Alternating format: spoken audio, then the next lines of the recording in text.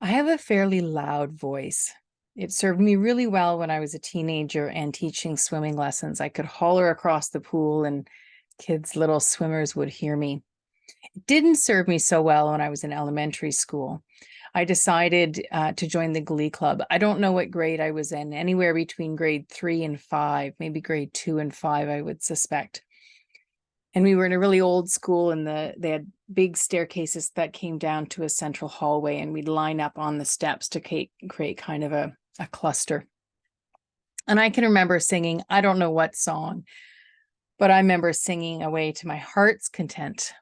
And the teacher, whose name I still remember, but I won't share, she's probably long ago retired, came up to me and suggested that I sing in my whisper voice.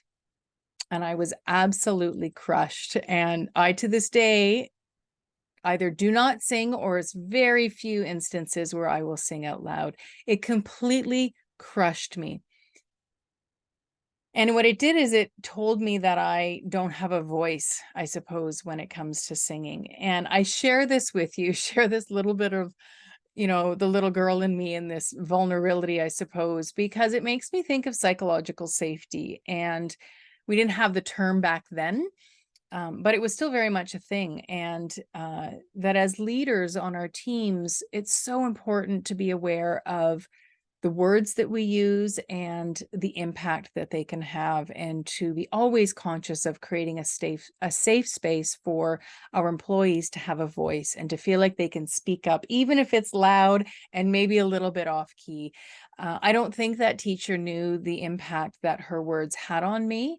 Of course, I didn't have the courage to speak up and say anything, and that would probably be the case with some of your employees as well. So I share that story with you to remember that creating a safe space for your employees to speak up and being aware of their psychological safety anyways is an important part of being a leader. Thanks for listening.